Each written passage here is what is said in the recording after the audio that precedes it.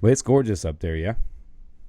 Yeah, it is. And I was talking with an attorney in South Florida yesterday, and she has the opportunity to move to a friend's house in Maine. So she's enrolled her kids in Maine schools because she doesn't want to do that right now in Broward County. So it's the thing to do right now. Yeah, mass exodus. So, let's walk a little bit into your life, right? How you became an attorney. What led you there? I kind of think that something typically happens in somebody's life, or I don't know, maybe it's an attorney lineage or something. But what led you to be an attorney?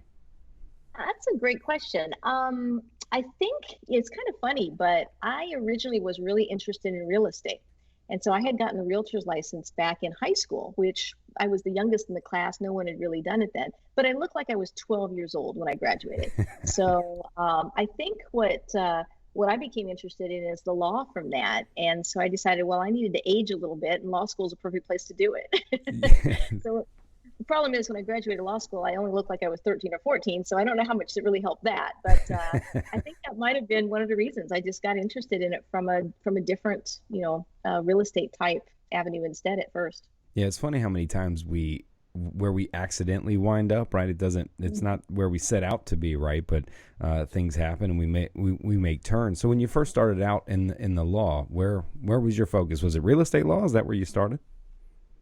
Initially for just a very short time. And so I worked for a couple other firms before I started my own in 1995. I had 3 years experience elsewhere. And I really liked that because I wanted to learn from other attorneys, but it was in different areas. It was more commercial law, real estate law. And I found from that I really liked the consumer side, particularly employment law back then. So I started my own firm. I did employment law for years, and I've kind of morphed into more of a consumer based sense then. But that was initially I worked for the other side, and even with student loans, I had some student loan accounts where I represented Sally Mae, ECMC, some of the guarantors for student loans, and so I worked for the other side. It's not uncommon. Very, very frequently, an attorney will switch to the other side. We call it the dark side, and so forth. So it's a Defending the big mean corporations from the consumer, right? That tell me that's the exact. dark side, right?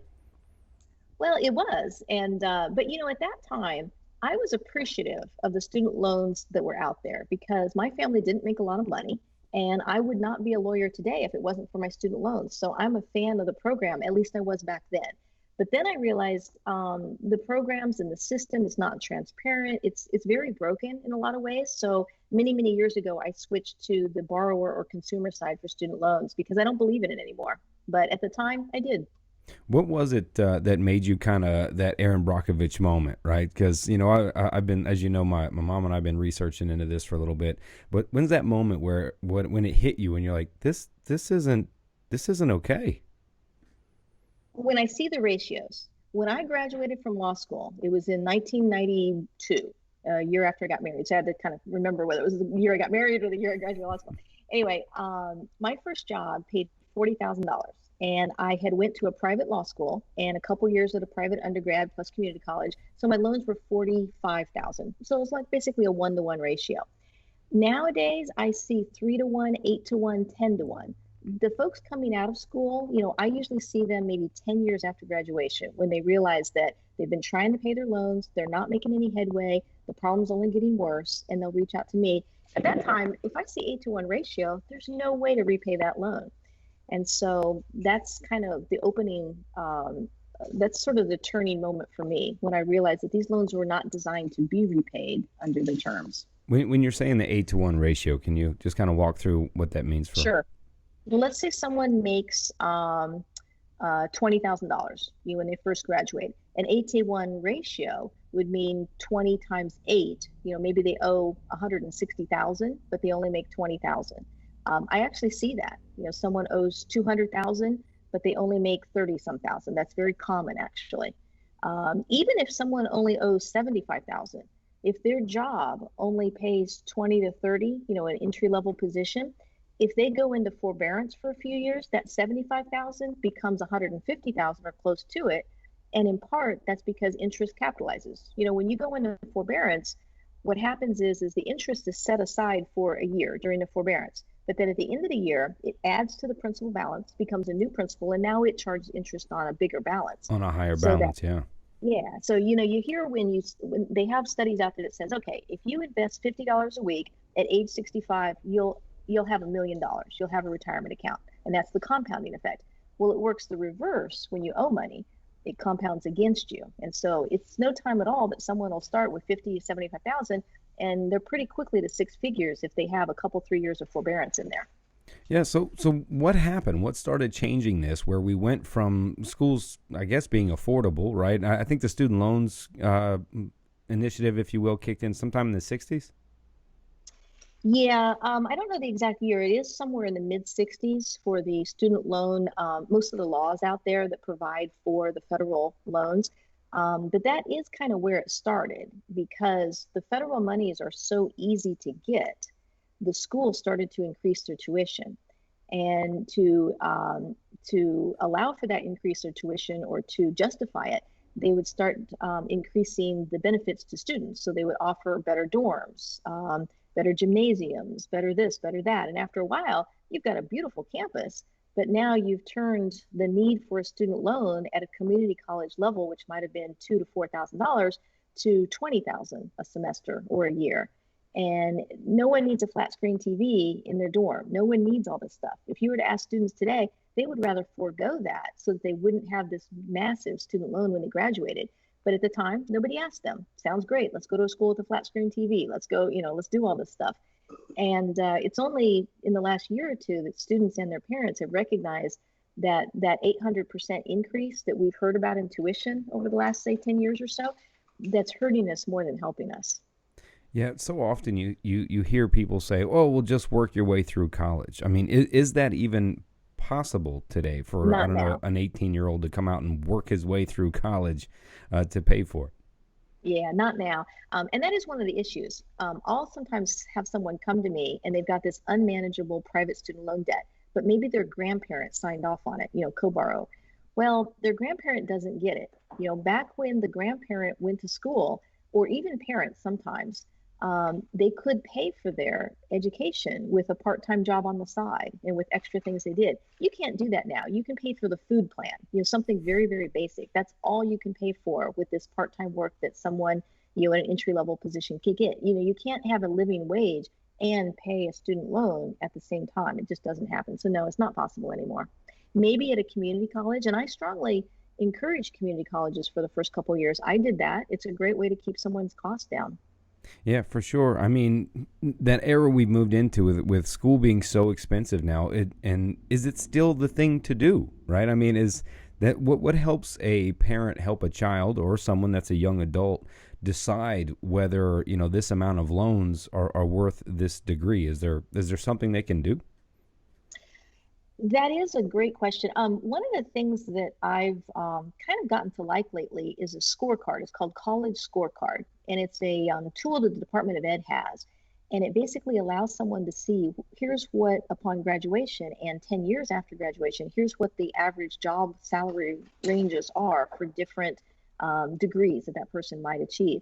And I think something like that is a good base to start from because parents and the kids, they need to do an early analysis to decide how much do they want to pay in school for that education they're going to get. It really is an investment, and they should look at that return of investment just like you would a regular business. And not all, I talk to a lot of folks who are, in fact, one of my clients yesterday, she's a psychologist. She doesn't make much money. She basically told me that she's at the top of her field.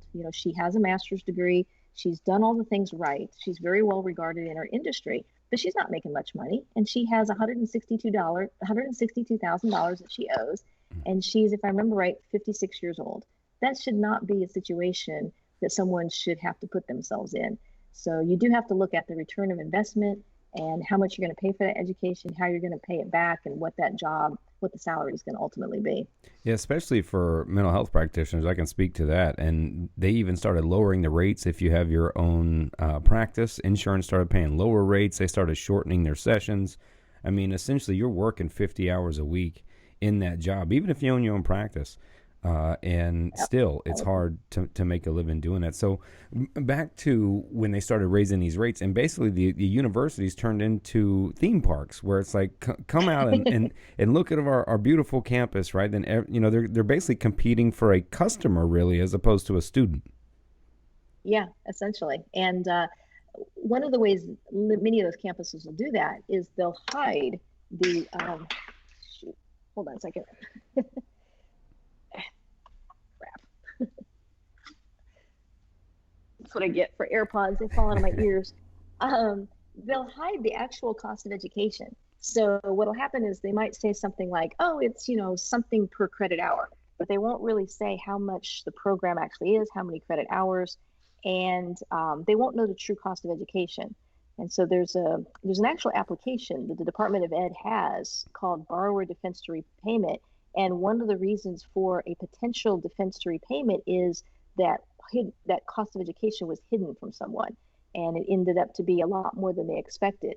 Because with loans, they tend to talk about financial aid. You'll get a letter that says, "Oh, you've been approved for this much financial aid." And some of the for-profit schools will emphasize, well, not all that's repayable. A lot of it isn't. A lot of it's grants and scholarships and things like that. In reality, you need to be careful and look at that sheet and make sure, here's what the loans are. Here's what their interest rate is. Most people, when I talk to them, they didn't even know they signed private loans. They have no idea the interest rate. They look like a car loan. They have, what the finance cost is going to be over periods of years.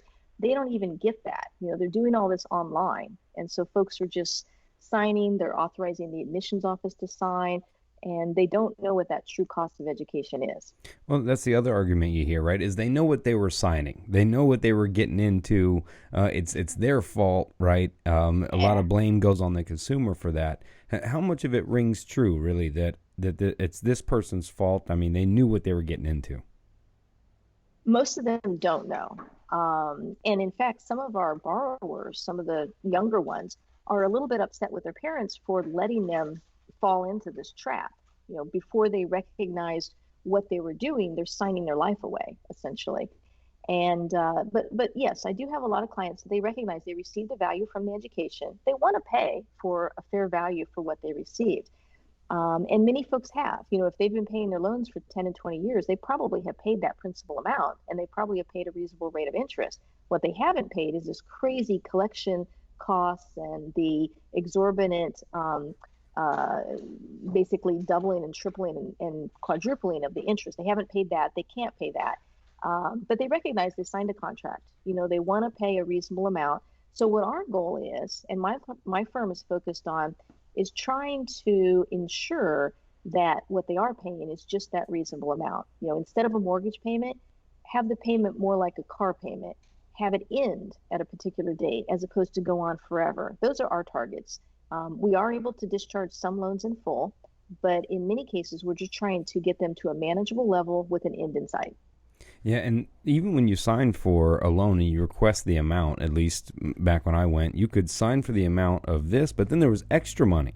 Like you Yeah. could pull the, what is it, the full amount versus the, I don't know, what they would call the other amount, but you could take more in the student loan to pay for living expenses, etc. hmm along the way. Well, one really neat thing is that has actually backfired for some of these private companies because, yes, back in 2005, we had a new Bankruptcy Reform Act, and it basically said, okay, all private student loans are non-dischargeable, the same thing as a federal loan. And so there was a lot of lenders out there that thought, I'd like my loan to be non-dischargeable. I don't really care what it's used for. Go to Europe, buy a card. What do we care? Just make it so it can't be discharged in bankruptcy. Well, the law is actually this. If the loan exceeds the cost of education, which includes room and board as well as tuition and so forth, then it's dischargeable. If it's mixed, it's dischargeable. Most private loans are dischargeable. So one of the things we do is we teach other attorneys around the nation how to discharge private student loans using a variety of arguments, arguing that it's not a qualified educational loan. And many private loans aren't. So it's sort of backfired. They came in thinking, hey, I have a foolproof loan. I will always get a high rate of interest. I have co-borrowers. I can never be discharged in bankruptcy. That's a perfect loan. However, the It's a guarantor, predatory loan almost. it's a predatory loan. It absolutely is. However, the guarantor of those loans filed bankruptcy in 2008 because they ran into some problems. And so the loans don't have nonprofit guarantees. And now, when this word is getting out from us discharging these, there's two attorneys, myself and another person nationwide that's doing these, and we're trying to do more seminars to teach others how to do them. They're starting to agree to discharges, agree to very low dollar settlements because they made an unwise decision banking on that guarantee that no longer exists and that non-dischargeable nature that also really doesn't exist if you think about it. The problem is a lot of bankruptcy attorneys still don't know that. They still think all student loans are non-dischargeable because if you look at, there's an old standard from, I think it's 1987. It's called In re Bruner. It was basically a medical practitioner that tried to discharge their loans only 6 months after they graduated from medical school or whatever school it was. The court came down very hard on that person, and they should have. That was somebody. Of course, when you graduate 6 months out, you're not going to have the income to pay your student loans. No one does really. So they came down very hard on them. And the test that they created is known as the Bruner test, and it's a three-pronged test. It's very hard to meet, and everybody still thinks of that. And there's so many other things that we can do with student loans that don't even touch In re Bruner. We're not trying to argue that someone can't conceivably repay their loans in 20 or 25 years. What we're arguing is that they have become very unaffordable to where someone can't live, they can't have a family, they can't do anything really. They can't buy a house, none of that stuff. If they're using all that money to pay their student loan that has compounded over time. Yeah, you were talking about the private and federal loans for those people listening, right? Or parents thinking about signing up, or even young adults thinking about signing this paper. What is that difference between a private and a government loan? A lot of differences. First of all, the government loans are the better option. So if you are sending someone through college, if you can do a federal loan, that's great. They usually have a lower interest rate. There's no requirement for a co-borrower. They have programs now that allow for an income-driven payment with debt forgiveness after a 20 or 25-year time period. Public service. I know that public service has had some very negative results recently. It has a very high disapproval rating or denial rating. But as long as someone knows what to do, the program's good. It's just that the servicers have been sort of hiding the ball a bit and not getting that information out. So people haven't known what to do. But all those governmental programs, they're available only for federal loans. Private loans are something that you don't have any of those programs. There's no disability protection. There's usually always a higher rate of interest. There's always co-borrowers. And they have a much more predatory nature. In other words, if you were to call a private student loan company, they're often going to say, oh, you've got an $800 payment, and there's nothing else, there's no other options. Where with federal loans, we do have a number of other options to reduce that payment. In private, you don't. So I'm just see if I can conceptualize something.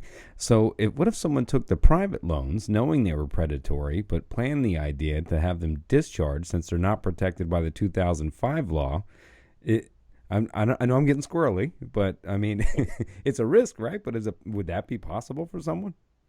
It would be possible. I would like to think that private student loan companies are being more conservative in what they're lending now, but I don't know. I don't really track that. What would make someone have to choose a private loan over a federal loan? Sometimes the schools are not telling folks that federal loans exist, but that's actually kind of rare. We don't see that very often. It may be that they exceed the eligibility of the federal aid. The federal loans are a certain number for a certain amount of education, per degree, per year, whatnot. And maybe they've exceeded that. Maybe they're just not eligible for federal loans because of their family's money. They make too much or something like that. Various reasons. So I know Navient got in some trouble, at least got a slap on the wrist, right, about the forbearance, right? Because I know a lot of people with student loans, they get that call, right? I think Navient got in trouble because they were pushing their clients to go into forbearance, or that they could, basically, or not giving them the other options or something like that. Can you walk through what, again, kind of forbearance means, maybe what somebody should do that doesn't have the money to pay for their loans, etc., that they may be sitting around going, I don't know what I'm supposed to do. I can't get a handle on this. Okay, sure. Forbearance, the CFPB, Consumer Financial Protection Bureau, they sued Navient a few years ago. And one of the reasons they sued them was they said that Navient was pushing forbearance and they were not pushing the income-driven plans. And they estimated that over $5 billion of additional student loans had accrued balances because of that process. And the process is flawed because forbearance, I look at it as a temporary Band-Aid. It should only be used for someone, let's say you're pregnant and you can't work for a little while, you're in a car accident or something like that. It should not be used as a long-term solution because as the debt snowballs, it gets bigger and bigger. It's good for a short-term thing though. And right now we have a COVID forbearance. So until September 30 for all direct federal student loans, as well as many of the older FFEL loans or Family Federal Education loans, they're all on a forbearance until September 30. After that, payments are going to start coming due again. Right now is a good time for someone to certify their income and go on an income driven plan, especially if your income has been reduced to either zero because of unemployment or maybe a 20% job cut. Virtually everyone I talk with that reaches out to me, they've had some kind of COVID related income reduction. Now, it's important to get past the $600 unemployment benefit that the federal government is offering because sometimes that's more money than the person might be making.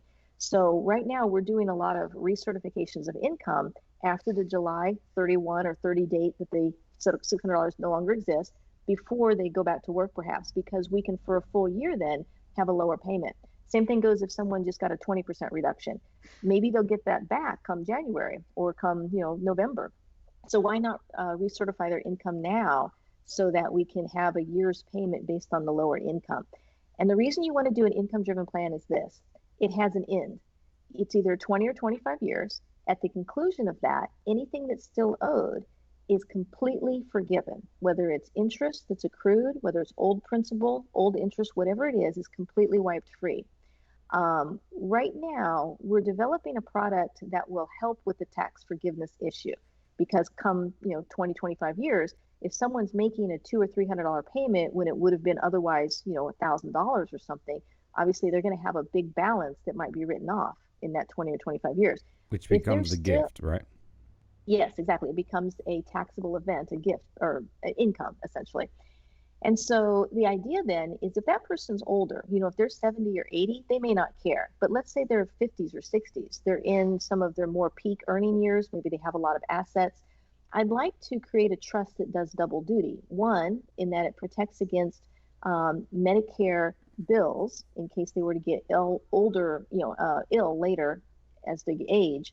Medicaid will have planning protection that will allow for them to not deplete the assets of their estate if one spouse gets ill, because that's something we see. You've got a couple, one spouse gets ill before the other one, that spouse uses the estate, the Medicare takes the estate to pay the bills, the other spouse is sort of left out in the cold, as well as the beneficiaries.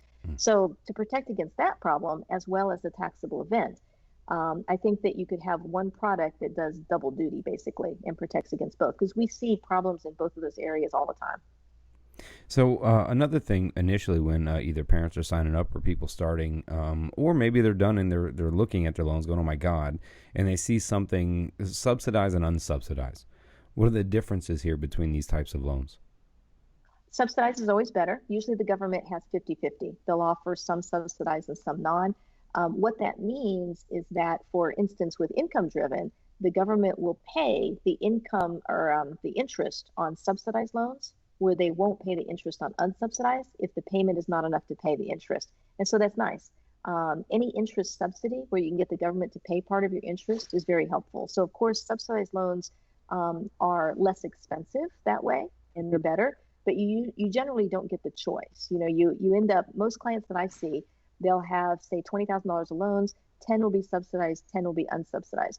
One thing someone could do, though, that would help them is if they have extra money to pay down those loans, they should put the money towards the account that is a unsubsidized loan, because then the subsidized one, if they do run into trouble later, the government could pay the interest on that. I got you. That's definitely some tips for people to know. So as people maybe go into the IB or the income-based redriven, right? As you've explained to me before, right? This is an umbrella. There's tons of plans that are underneath the income-based redriven. How does someone sift through that? There's like 4 or 5 different ones, correct?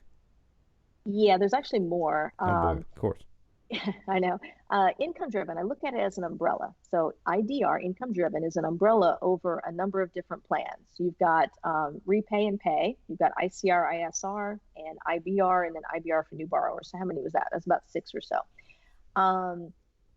The only real way is to educate yourself or consult with someone that is knowledgeable about the different plans because there are some very important distinctions, and you don't want to let the servicer pick one. But the general rule of thumb that I go with is if someone is married and their spouse is making more money than them, it's frequently a better idea for them to file a separate tax return and utilize IBR, income-based repayment, because it allows you to separate the spouse's income. There is a better program, a more recent one, because IBR was passed in 2009. There's a better one called Repay. It's the second most common one out there, and it has a lower percentage. It's basically 10% of discretionary earnings instead of 20, instead of 15. So the payment's a little bit lower, like $50 lower for someone making 50,000. It's also 5 years less though. So Repay sounds good, right? $50 less, 5 years less, great till forgiveness. The problem is it counts your spouse's income, and IBR doesn't. So that's one of the bigger problems that I see is someone's in the wrong plan based on whether they file a joint tax return and how much their spouse might make. I also see people in a plan because they were put in that plan originally by the servicer because that was the year that the plan came out. Every one of these plans, they didn't come out the same year. Basically, the very first one was called ISR. It's been discontinued because it didn't have any forgiveness. But believe it or not, I have found in my career a few people that have been on ISR still. They should never be on that because there's no forgiveness. They'll be paying forever. No one told them to switch. There's much better programs out there that not only have a lower payment per month, but they also have forgiveness at the end of the time period. And so they're put in this plan just because of the year that they happen to graduate. We see a lot of people in ICR.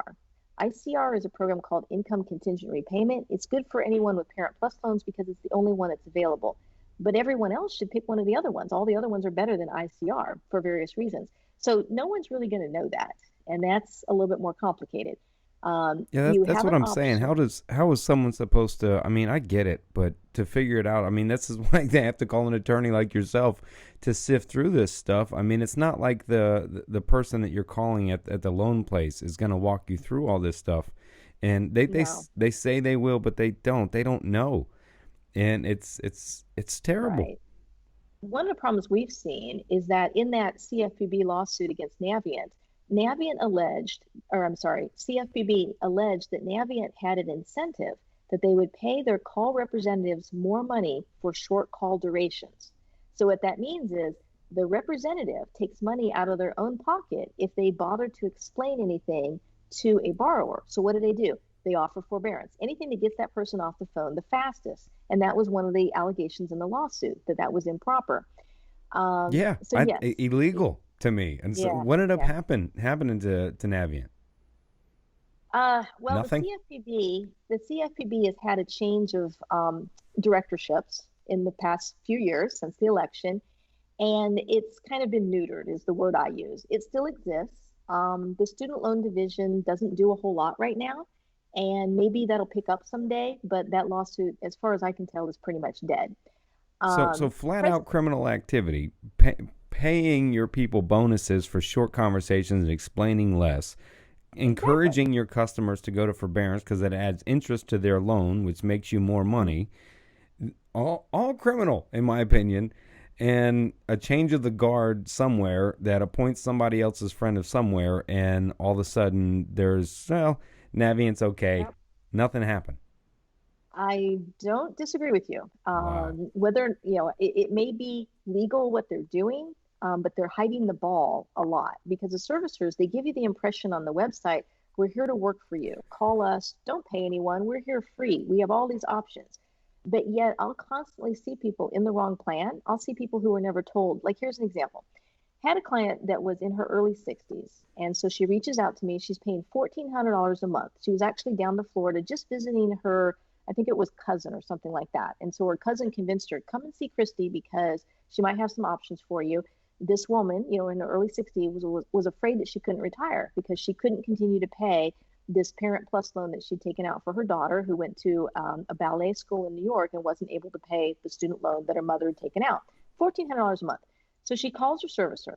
Her servicer had a big blue banner on their website that says, we're here, don't need anybody else, just call us. She called them. They were very open in, they talked to her very quickly. There was no long hold time. They were very friendly. They told her how much she owed. It was 70-some thousand. All was good. But they said this was your only option. And she was stuck with that. So within 5 minutes of me having her in office, I told her all we need to do is consolidate your loan to make it a different loan type. We file a separate return from your spouse, a separate tax return, because she was doing part-time bookkeeping for her husband's business. She only worked 10 hours a week, but since they filed a joint tax return, all his income was on there. So her payment went to zero once we filed a separate tax return and we filed this income driven plan for her called ICR, which was available for Parent Plus loans. Did they tell her any of this? No. So within basically 60 days, her payment went to zero. It didn't affect her credit. Her credit was fine, all good, no harm to her credit, and she can retire. And she was so happy to learn of that. But did the creditor or the servicer do anything wrong? Technically not, because they represent the other side. They accurately said this was the only option for her existing loan, but they didn't proactively say, all you got to do is this, and then you'll be down to zero. But they're not going to do that because that would hurt their bottom line. It would hurt their client. And so that's the disconnect, the conflict of interest. And there was an inspector general's report that came out a couple years ago that said 60 some percent of whatever a federal student loan servicer does is wrong, whether it's calculating interest, putting them in a plan, giving advice, all wrong. That's a terrible error rate. I understand we all make mistakes. I might, have a 1% rate or something like that. I've never tracked it. But if I had a 60 some percent error rate where whatever I did was wrong, I'm pretty sure I'd be disbarred right now. And the Florida bar would have something to say about that. But Yeah. the reason the Inspector General's report was so damaging was that the Department of Ed, they noted, had no programs in place to try to disincentivize bad behavior. They gave out contracts regardless of what the servicers did. And so now there is a changing of the guard, not of the Secretary of the Department of Education, but they do have a handful of new servicers that have been acquiring the new contracts. And that changeover will happen, I think it's sometime in December or thereafter if they're not quite ready. So we'll have to see how the new servicers do. But as a whole, all of the old servicers had the same problems.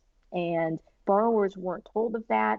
They trusted their servicers and they just got more in debt because of it. Now, interestingly, I know that a lot of folks think that President Trump is bad for the education system, but he did have one proposal that I was fully supportive of. And he had that in the last two budget requests. I think it was back in November and in March. And it basically said, hey, let's simplify the income driven plans. Instead of having, a half dozen of them, everybody's in the wrong one, just have one. 15 years, 12.5% of discretionary earnings. I'm a fan because that's right in the range of what we're looking at. Everybody would qualify, nobody'd be in the wrong one. Now, he did say that we would eliminate public service. I know he's going to get a lot of bad press from that, but I can tell you that every single one of my clients who come to see me with public service loan forgiveness, the uncertainty and the actual terror of not having their loans discharged after 10 years, they would gladly pay for 15 years to be 100% certain those loans were gone. Because right now what's happening is they don't know. They see that 99.5% are being denied for public service loan forgiveness. Yeah, explain a little bit about that program, the public forgiveness program. Sure. It was passed in 2007. So basically, at that point, they recognized that, hey, we need to find a way to encourage people to work in public service. And so they decided that for Congress, for anyone who had a direct student loan, a federal student loan, could apply after making 120 payments with an income-driven plan. So it's a good program. I mean, it was all for the right reasons. But whatever reason, Congress only made it applicable to those with direct loans. Those are issued by the government. And they excluded the federal loans that are originated by private lenders and only guaranteed by the government. Oh, okay. Okay. That's a little thread right there. No, I like it, but that little thread I caught where it's like, okay, direct loans, yes, but a loan, that's confusing, right? Because we were talking about private loans versus federal loans, real simple, right? But now there's federal loans that somehow were originated by private companies. Yeah, there's different types of federal loans. That's absolutely true. And so before 2010, 80% of the loans were actually not issued by the government. They were issued by Bank of America, Wells Fargo, third-party originators, but they were guaranteed by the government. So before 2010, most loans were like that. Nowadays, no loans are federal like that. There's no federal guarantee. Instead, they just directly loan to the borrower. And the reason they did that was because they recognized that there was a a fee that went to the middleman, I was and so gonna they say wanted to that eliminate those that. banks are not transferring numbers for free for sure. Exactly. And so different presidents had tried to change that, from President Bush, President Clinton, et cetera. And then finally, in July of 2010, they dismantled the old program where it was originated by a lender and guaranteed by the government. However, 3 years before that change, the Public Service Loan Forgiveness Program was passed by Congress. And I don't know if Congress really understood the distinction, but they only allowed for the forgiveness to apply to direct loans. Now, it may have been because Congress can't tell a private party that their loan is no longer valid. Maybe it was that. But what they could have done is they could have allowed the government to buy the loan from the originator, Wells Fargo, Bank of America, to basically buy out their guarantee for someone who had completed the public service 120-month payment. That would have been easy to do. I don't think Congress fully understood the impact of that decision because they excluded the vast majority of federal loans with that program, and Is that nobody what really was knew it. happening to people that thought they were Yeah, in the loan forgiveness program? So it wasn't necessarily the job that they had at the end or I dotting and T crossing. It was they didn't know that most of their loans were originated by a private lender. exactly. That was a huge problem. How does And someone so know we that? How can someone learn that? Well, there's a system called the National Student Loan Database, nslds.org, basically, or .ed.org, something like that. Basically, it will say whether loans are direct or whether they're FEL. Now the statements are better, but when I first started realizing this problem existed a few years ago, it was very hard for someone to even tell the difference because nothing they received by email or in writing ever said the difference. It only said subsidized or unsubsidized, Right. Stafford or not. It never said direct, and it never said FEL or FELP. And so nobody knew. We had a meteorologist, for instance, out of Key West. He'd paid for 10 years. He had a consolidation FEL loan. And he read online somewhere, hey, I should consolidate so I'm eligible for public service because he worked for the National Weather System or Service. And so he was denied. So he reached out to me to see if he could get that corrected.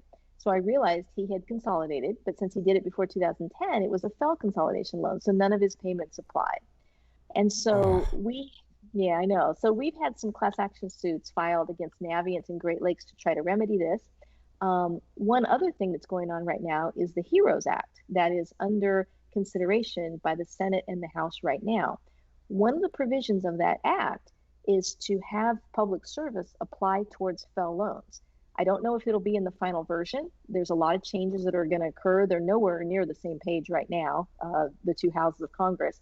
But if that's in there, that will substantially change things for those borrowers because I've really felt bad for folks. They're working full time. They're a teacher, they're police, whatever they are. They're working for a nonprofit or a government entity, and they should be entitled. They're the most deserving folks for that forgiveness, but they're not getting it because they never knew that they had the wrong loan type, and that's a really big problem out there.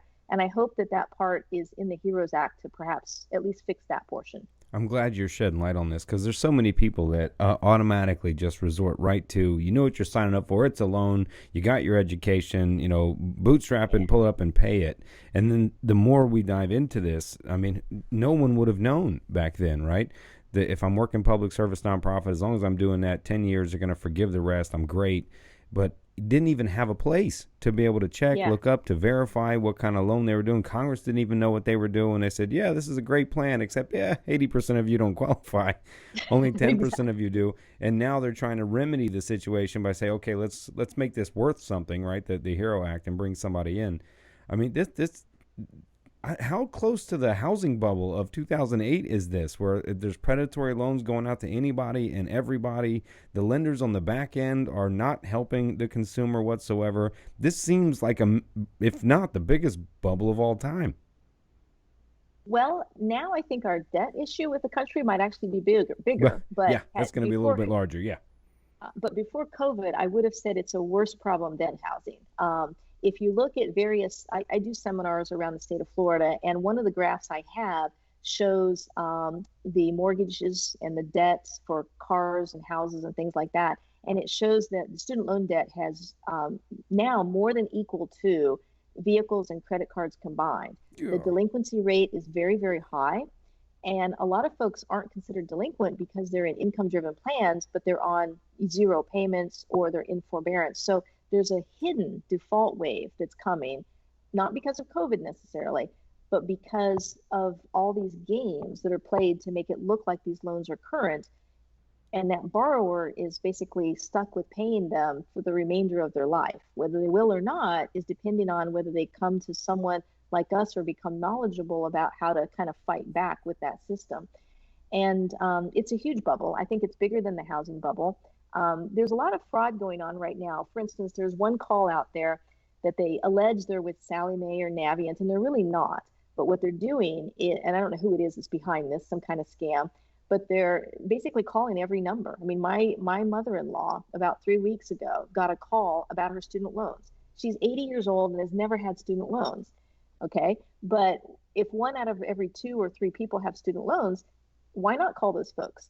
They're basically getting personal information like credit card numbers, and they're getting other identifying factors that causes identity theft or other things. So it's something that people need to be careful when they reach out to someone for help, that they're not taking that call, and they're reaching out on their own, just like any solicitation. I don't respond to solicitations. If I want something, I ask my colleagues for, have you run into this problem before? I ask for references, any kind of thing like that. Reviews. Reviews are awesome because you can see from a wide number of people what that firm has done in the past. I never take a solicitation, and I advise people never to do that. Bad things can happen. Yeah, it's a scary place. I mean, was it 40 million something people are affected by what they're dealing with right now? That are in some way of student loans or have student loans. Yeah, I'm sure. I'm not sure the current factor or current numbers, but I wouldn't be surprised. It's probably more than that because we have what, 300 million people in the U.S. About Uh, 330 million plus. yeah, I'm hearing that up to about a third have some kind of student loan. Holy shit. A Yeah, third of people, and God knows how many of those would actually be in yeah, default if it wasn't for forbearance, adding interest to it. I mean, I can see right. where somebody would just throw their hands up. I mean, I dove into mine enough to I'm just like, I I give up, right? I was just Yeah. kind of like that. I can see where people get that way. And it's all age groups. It's usually kind of towards the latter age groups because when someone first graduates, you think student loan problem is a millennial problem. It's not. Yeah. Millennials don't know they have a problem yet. And if they're early in their college and they figure out how to keep their costs down, they may not have a problem. But most people who've already graduated, they have a problem, but they don't know it yet. They're trying to pay and they just don't realize what's happening. We have a lot of clients who, you got your 40s and 50s, but surprisingly, we have clients in their 60s and 70s that owe over $100,000. And it could be that they co-signed a private loan. It might be that they returned to school in the '08 debacle and they got some more education. Maybe they signed a Parent Plus loan for a grandchild or child. Whatever they are, a lot of my clients are in their 50s, 60s, and 70s where they recognize that they don't have a runway of earnings in front of them to ever pay this debt back. So they're trying to come up with a different solution. So, judges, we've had to educate judges and tell them, you may think this is a millennial problem, but it's not. It's actually all age groups, and it tends to be a little more heavily weighted towards over 40, actually. Which are the income earners for the country, and God forbid Yeah. they typically, and God forbid if they defaulted, what happens to then the mortgage industry, the housing industry, if they're defaulting from there? I mean, it could seem like the first domino in a terrible, terrible issue, and not to mention what we're already going through economically. Right. Now, with your website, I noticed that you're dealing with a lot of medical and other types of issues like that. One thing I wanted to mention is that there is a total and permanent discharge application for educational loans. And most people that I talk with, they don't know of that process. They only know of like Social Security disability. Right. And, that takes years. There's denials. You have to have hearings and attorneys and things like that. The total and permanent disability program is something that we file. It takes less than 3 months to get approved, usually, and we have not had one denied yet. So it's a program that hasn't received much press or attention, and it's a very good way to deal with these loans. It's also providing complete tax-free forgiveness Oh through wow. 2025. Yeah, exactly. No 10 years public service forgiveness is needed because that's the other way to get tax-free forgiveness. Here it's just if you're unable to engage in substantial gainful employment. So we've had some clients who have said, well, It's true I can't work my old job, but I do 10 hours a week. I'm a greeter at Walmart, I'm whatever. The fact is, they can actually do that. There's a 3-year monitoring period where they can make up to the poverty level for a family of two. That's about 16, 17,000. That covers a lot of part-time jobs. So I tell folks, oh no, you can still do that. You can still have grocery money, extra little spending money, but you really can't return to your old job. You don't have that ability any longer. You are basically able to file a total and permanent disability application because you can't do that substantial gainful employment. And like I said, we haven't had one denied yet. Um, Most of ours are, again, kind of leaning towards older folks, 60s and 70s, but we have filed some for 30s and 40s based on what their underlying health conditions might be, side effects from medication and all that. But that disability application is something that no one's really talking about, and we're getting fabulous results. And I thought it might be good for your viewers to know that, because in your field, emotional cognitive type disorders or anything like that, that is exactly what we're looking at. And the reason why is employers, they can accommodate someone who, let's say you can't lift more than 20 pounds. Okay, that's fairly easy to accommodate. Someone who has to sit every couple hours, again, fairly easy to accommodate.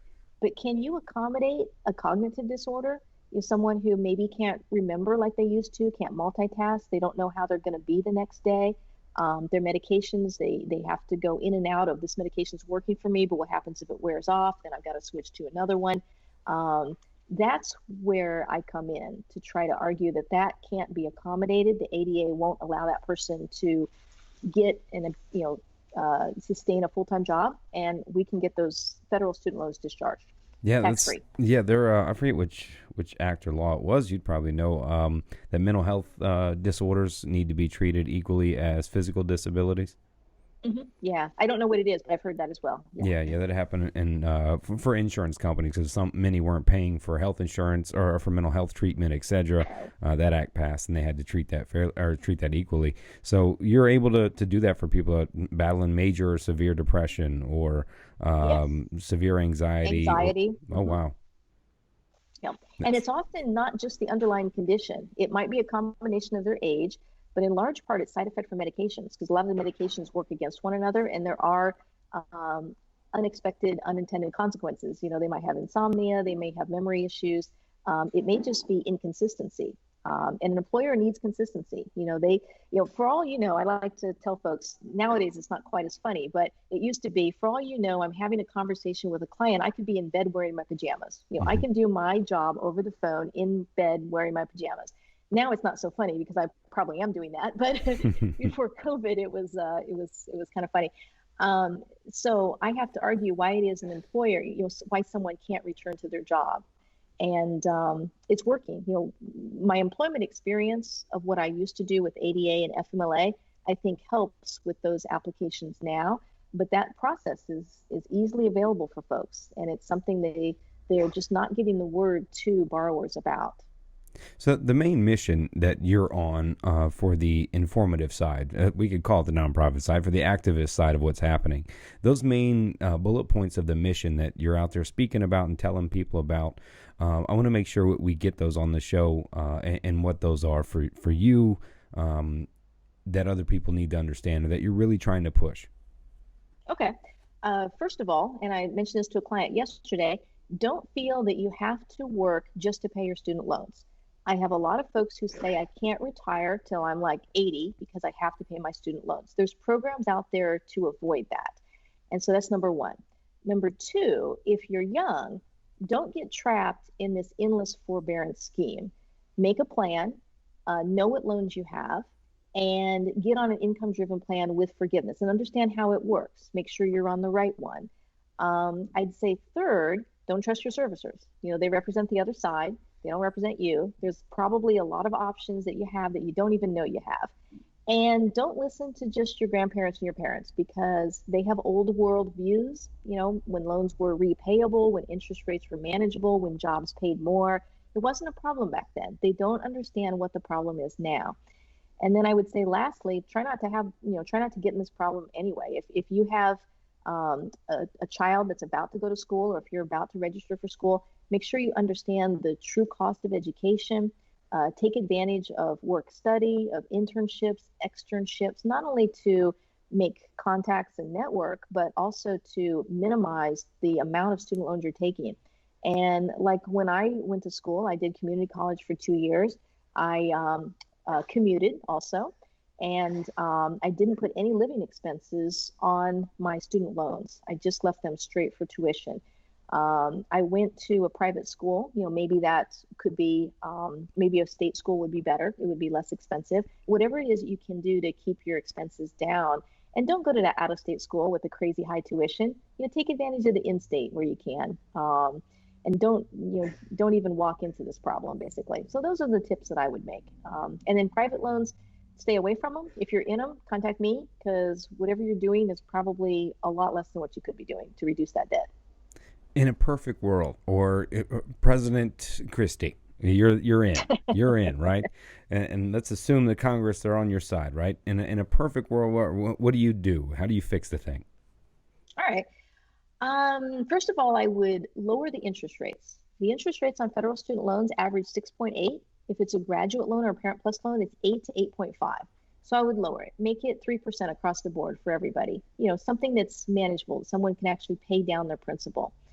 I also would make the public service loan program apply to all federal loans, regardless of any questions about it, regardless of type or anything.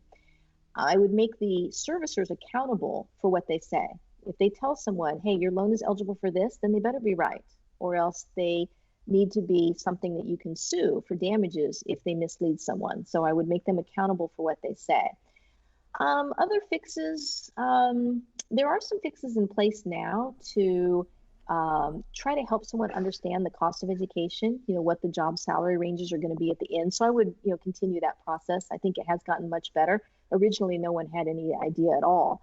And in bankruptcy, we're actually fixing that problem here locally in Florida, but this program exists nowhere else in the country. And what I'm talking about is it's called the Student Loan Management Program. And we got together with our judges and we said, hey, if you're in a Chapter 13 and your loans are placed in a 5-year forbearance, that means the bankruptcy attorney might have fixed the car, they might have fixed the house, they might have fixed the credit cards, all that stuff is gone or otherwise manageable.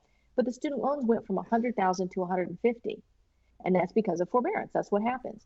And so this program allows for a borrower to utilize the income-driven plans, including public service, even though they're in bankruptcy. Now, the Department of Ed fought for many years against that, but they're finally kind of getting along and they understand now the need for that, but they don't like the bankruptcy court telling them that they have to do it. So there's a little bit of a problem there. But we're running around trying to educate judges around the nation of, hey, you might want to adopt something similar. Here's the results that we're having in Florida. And Florida has the 3rd largest district for bankruptcy cases. So it's not small because it includes Jacksonville, the Middle District, Daytona, Orlando, Tampa, all the way down to Fort Myers. So it's kind of a big area right there in the middle, sort of a ribbon. And this program is designed to encourage private loan mediation, as well as income-driven plans and public service for federal loans that are in bankruptcy. So if that kind of thing went nationwide, I think that would help, because bankruptcy is another problem that we see a lot of difficulties with student loans, stemming mostly from the fact that the loans are perceived as non-dischargeable and years go by before the other side talks, before anyone talks to one another. And what do years mean? They mean a lot more interest. So whatever loan it is, you've got, it's now double if it's 5 years later or 10 years later or something. And so I think if you could fix the interest, the public service, the bankruptcy problem, and the interest, I think that would do a lot. Yeah. And notice how I didn't say wipe out all student loans. Yeah. No, you can't do that. You'll be roped in and turned off immediately. There was actually a gentleman I was listening to. I can't remember his name. Anyway, he took a very libertarian approach where he basically said what he thinks we should do is no more student loans. You can't give out student loans anymore at all. Over time, he's like, take the whippings we've earned. We got to eat it at some point. Raise the interest rates to home purchases, make it harder to get a home. No one can get a student loan. let the value of the actual education or degree go up because less people have it. The colleges will be forced to bring their costs down because they're losing customers because loans aren't there, and balance back out the cost of actual college itself, bring back the value of the degree along the way, but it's gonna be hurting for a little bit in between there. That's a really tough approach. Yeah, right. That's just what he was screaming on his side, right? Is we got to get it back up. And I'm like, well, man, I mean, hearing it, but also knowing that little history I learned on a podcast, basically how it started in the 60s. They wanted to get votes, is the way it was pitched on the show, is the politicians wanted some votes. So they're like, hey, all the 18-year-olds, you can all get student loans now. I'm doing that for you now. Now college can be for everybody. And that began and colleges were like, oh, now everybody can come. They're going to pay us. All right. Now we cost this much and cost this much. I know it's quite a hard view, but at the time I'm listening, I'm going, well, I already have my degree, so it wouldn't matter. But I certainly would prefer your steps, a much more practical approach in how we can fix these things. Yeah, I mean, because the underlying student loan program, you need to have it. Otherwise, I'd be a waitress or bartender today, still probably. I think it helps folks who have the ability and want to go to school. But on the other hand, we don't want everyone to go to school. Many careers don't need a master's degree or a bachelor's degree. And but schools have just increased their rates so high for the tuition, and everyone is raised with the idea to go to the best school and get the highest degree they can.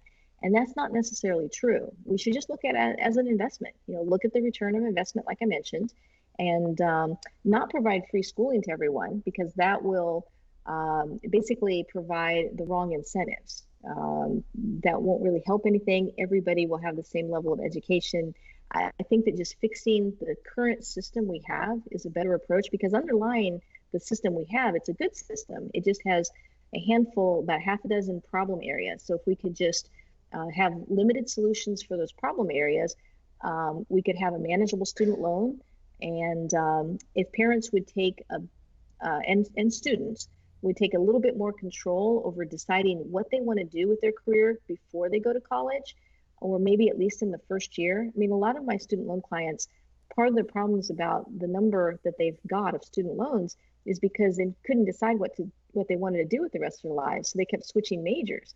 Well, you need to kind of, if you don't yet know, at least figure it out in the first year. Otherwise, you're getting the equivalent of 4 BA degrees where you've kind of given up on the first 3 and now you have the 4th. Well, you know how much that costs? Oh, that was you? Okay. You know how much that costs? I have a lot of initials after my name. There you go. For nothing. And that's why I like work study and internships and externships. Anytime that someone can go work at a relative's business, whatever they need to do to try to figure out what they might do with the rest of their life, and do it on a dime that's not a student loan money, that might help someone keep that number down and so forth. Yeah, I think it's difficult to ask a 20-year-old or a 21-year-old, what do you want to do for the rest of your life forever? And are you willing to put 50 grand behind it? Are you willing to put 50 grand behind it? That's what you want to do, right? At 20 or 21, most of us really don't know what we want to do. And that's why gap years are good. A gap year or two, work in a few different fields, see what you like. I'm a fan of that. Yeah, the internship, test stuff out for sure. I once said, I thought of an idea of what if you could set the cost of school itself was based on what degree you were seeking, right? So if you're a teacher, your cap salary, right, is set around X amount. The issue with that is they pay different in Chicago as they do in Florida, right, for a teacher. Right. But if the degree itself was set to basically what about the median, salary was for that job, your student loans would have been triple what they were to be an attorney, right, or a doctor, right? But whatever you were going to school for, like the ballet school, right? But I guess it's hard to determine what that actual income is unless you are a teacher or something like that where you know what the base pay is for something, what it could cost. Well, with COVID, there will be some changes with our educational system. The more we move online, you may have more reality set in with respect to what is being charged, how long that degree is. Schools may be a little bit more equal that way. We'll probably have a lot of changes. I don't know what they're going to be. No one does. But overall, it should reduce the cost of education, you would think. Yeah, I hope so. I wish it didn't take a pandemic to do that, but I know. hopefully we can find some good in it. And Christy, thank you for the work you're doing out there, how you're helping people get educated. You're helping judges get educated on how to do this. And I know people that are, mentally hurt by this, that have anxiety, depression constantly Right. because of that looming debt that's over there, and they don't know what to do with it. So by coming to you, you're helping those people out as well. Let everybody know how they can get a hold of you to meet with you and talk with you. Okay. Well, my name again is Christie Arkovich, and so it's Christie, and then Arkovich is ARKOV as in Victor ICH. We have a website. There's a lot of information on that website. Our office phone number is 813-258-2808. And the next step that someone can take is we have a free ebook on our website called How to Take Your Life Back from Your Student Loans. It's been a huge popular thing for our clients. They've sent it to family members that they thought could use it. They hear at Thanksgiving dinner their family members are complaining about student loans, and so it's something that you can share. It's not that long, but it explains, here's some options, here's some things you might never have thought about, and it's a great way to take your life back from your student loans. So it's on our website if anyone wants to go on there. And we're pretty active on Facebook. That's probably our more active social media and so forth. And my name and so forth and firm is on there. Well, I appreciate you doing that and coming on the show and sharing the information. And anytime something new happens, or if the Heroes Act actually passes, if they get together and change it, please let me know. You're welcome back on the show anytime. Well, thank you. And we also have a blog, and I try to blog 2-3 times a week. We always have new stuff on there with respect to new cases, new laws that have come out. If anyone ever consults with us, they get on an email list for student loans, which means if something comes out, we generally will send an email out. And maybe it fits their situation, it's helpful, maybe not, but it's something that at least increases the level of education of how to deal with their student loans. And that's my goal of making sure that people know you can do stuff. So thank you, Adam, for the opportunity today and help share the message a little bit that there's things out there that people can do to reduce their student loan debt. So I appreciate it. Thank you very much. No, thank you for what you're doing. Christy Arkovich, everybody. Thanks, Christy. Thank you. All right. Bye-bye.